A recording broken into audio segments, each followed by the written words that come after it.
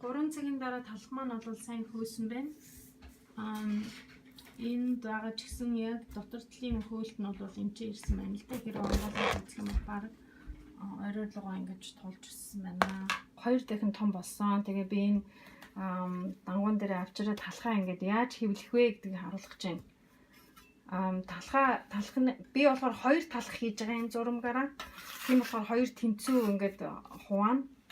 Хэрвээ ийм жинлүүр байх юм бол талхаа бүр яг нарийн хэмжих юм бол пишн дотор орохоор ижилхэн хэмжээтэй учраас талх нь адилхан зэрэг хойлоо зэрэг сайхан болно гэсэн үг. За яг одоогийн байдлаар ингээд баримжаагаар би ингээд хуваачлаа. За тэгээд талхныхаа зурмгийг жоох ингээд бүрийнхээ хэлбэртэй болгоод ингээд орхичин. Тэгэхээр айл болох талхныхаа зургамд их нэгэнтээ ингээ хөөцсөн байгаа зурмгийг бол айл болох нэг зуралдаад байх онцгүй гэдэг. Яг бол хамаг хийг нь бид нэр шахаад гаргамааргүй байна. Тэгэхээр сайхан жигтгэн хийтэй талх болохын тулд за олон янзэр хийвэлж болно л доо. Дугуй талх хийхин тулд ингээд гадна талын татаад дунд талд нь ингээд авчираад ингээд шахаад ингээд тэгээд нөгөө талд нь болохоор ингээд сайхан ингээд жимбил гээд. Тэгэхээр үндсэндээ бид нэр ингээд гадаргуу үүсгэж байгаа юм. Даахан сайхан гадаргуу гүлгэр гадаргуу үүсгэж байгаа. Хэрвээ тэнд нь хий харагдах юм бол хуруугаа гуриланд үрж байгаа. Хийг ингээд чимхээд авчина. За нөгөө нэг арга нь болохоор ингээд юун дээр талхныхаа ингээд тавих гэж байгаа хавтан дээр ингээд тавьчих болно. За нөгөө нэг арга нь бол талхныхаа зургийг ингээд гартаа сайхан ингээд өнгөрүүлээд ингээд эргэлдээд байгааг та нар анзаарж байгаа ах ингээд зурмагч ингээд эргэлдээд тэгээд ингээд дотгошоогоо ингээд хунигдаад тэгээд энэ бөөрийнхээ хэлбэртэй болчихно. Нөгөө тэгвэр их юм бол зурмгийн авчираад та газаргуу дээр ингээд чирнэ. Ингээд чирхээр нөгөө гадна тал нь ингээд дэлгэгдээд одоо ингээд хангарч ин л да бүр олон дахин зурлцсан байгаа. Тэгээд гадна талд нь ингээд гөлгөр орлох хэвээр. Энэ дэндүү их сунснаас болж байгаа хагарч байгаа харагдаж байгаа. За энийгээ одоо ингээд энэ цаасан дээр ингээд тавьчихнаа. Энэ хагарсан учраас нэг жоохон тийм сони хэлбэртэй болчиход байна. За нөгөө нэг арга нь бол талхны ийм хэвлдэг ийм сав байгаа. Ийм модоор хийчихсэн ийм сав байгаа. Тэгэхээр энэ саваа ингээд гурилаар ингээд сайхан цацаад наалдуулахгүй тул сайн гурилаар ингээд би цацсан байгаа бүр. Тэгээд нөгөө нэг хэвлсэн талхаа түрүүн би ингээд чирээд гадаргуугийн чирээд ингээд хэвлэн гэж хэлжсэн. Тэгвэл эхний ээлжинд талх орж байгаа тохиолдол бол та нарын хийж байгаа талх заавал тийм төгс төлбөр төгс төгөлдөр тийм хэлбэртэй байх албагүй шүү. Тэр нь битээ санаа зовроо янз бүрийн хэлбэртэй байж болно. Тэгээ мөлгөр талаа доош нь харуулад хийнэ. За ингээд доотлын жоохон хоноод тэгээд дээрээс нь дахиад гурил цацаад наалдуулахгүй тул ингээд нэг 2 цаг эсгэндээ 2 цаг эсгээр ингээд аянда болж гинүү гэдгийг мэдэгдэн. Тэгээ бид нэр 2 цаг эсний дараа ингээд тоншоод үзэхээр талх маань одоо бэлэн болж гинэ гэдгийг мэдэгдэн.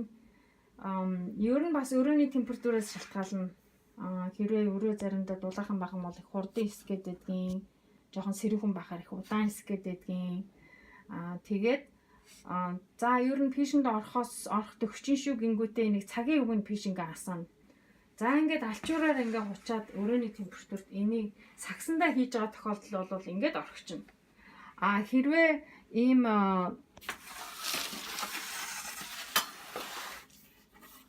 одоо подносон дээр хийж байгаа тохиолдол энийгээ сайхан тосоор ингээд шүршээд тэг ялгар утаар ингээд бүтээгээд орхино. Яагаад гэвэл гадна талын хатахгүй тулд.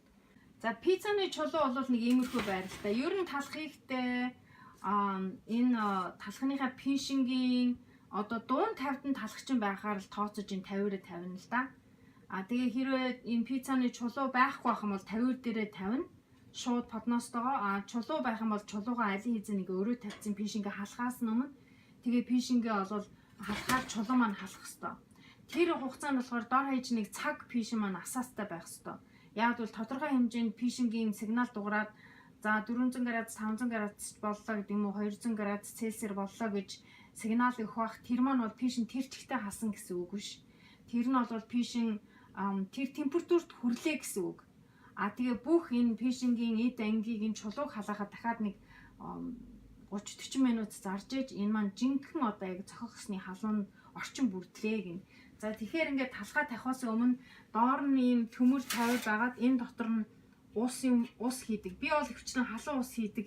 Халуун дуу бүлээн дуу ус. Яг гэвэл би нэгэнтээ пишин маань одоо тодорхой хэмжээнд хүрсэн халуунтай байхад би хэрвээ хүүтэн ус хүмүүс хийчихэр температур нь тэр доор ундаг. Тэгэхээр би унахгүй тул болж игэл халуун бүлээн ус хийдэг. Энэ ус хийсээр хагаад ингээд зэвэрсэн байна л та. Тэг ингээ ууршилт юм. Тэр ууршилтаар үүссэн тэр уур маань талхны гаднадлыг сайхан юм гоё амттай болгож өгнө, гоё хатуу болгож өгнө. Талхын маань гоё чиглэг зөөлөн болгож өгнө. Дотор тал юм. За тэгэхээр пиццаны чулуу халах юм бол би энэ үзүүлбэрийг хийж чадахгүй.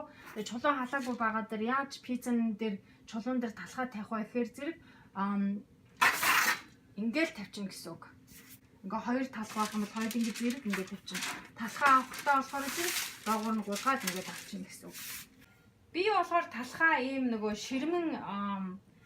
ширмэн ийм савн дотор болгох юм аа. Тэгэхээр би ширмэн савн пишин дотор хийгээд тэгээд пишингээ хацаагаад бүтэн цаг болгоод пишингээ халахаар ширмэн сав маань сайхан халтсан байдгийг. Тэгээ маш халуун тэгээ энэ нэг бол ийм жиргэлж жагаад энэ бэлэгээр ингээ жиргэлж жагаад аваад пишин дээрээ тавиад тэгээд нөгөө сагсан дотор хийсэн байсан талхаа ингээ хөмрүүлээд тэгээд дээдлийн зүсээд тэгээд пишин дотор хийгээд тэгээд энэ таг нь байгаа. Таг нь ингээ төрүүлчихэж байна. Энэ бас нэг өөр төрлийн ширмэн тоогоо байна. Тэгээ хоёуланд нь ингээ талхаа хийгээд хоёр талхаа хийгээд таглчихна. Яагаад ингэж байгаа юм бэхээр энэ ширмэн тоогоо маань халуунаа ингээ дотроо сайн хадгална.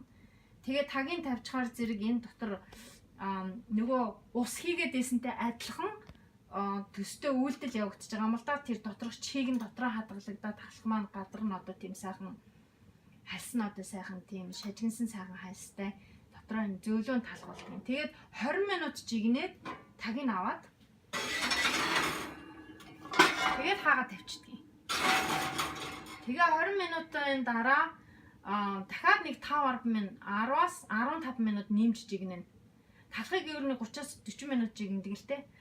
Тэгээд 10 минут болсны дараа өнгө нь ямар байна гэд нэг харчихна. Хэрэв өнгө нь одоо миний хүссэн өнгө байх юм бол талхаа гаргаа авчна. Хэрэв өшөө жоохон борлуулмаар байна гэх юм бол нэг дахиад 5 минут сэрүүлэг тавьж байгаад ингээд талхаа хийчихдэг. Тэгэхээр би ийм ширмэн тоогонд хийдгийн. Та нарт хэрвээ эднэр байхгүй тохиолдолд битгий одоо надад ийм юм байхгүй юм биш үү? Би талхаа хийж чадахгүй мэн гэж шантраараа. Зүгээр энэ тавиур дээрээ нөгөө подносон дээр талхаа тавиад бас болгож болно. Тэгж болдгийн. Тэгэхээр зэрэг ерөөсөө шантрах хэрэггүй бас л адилхан болно. Доороос нь сайхан чиг өгөөл болохгүй юм бол байхгүй шүү.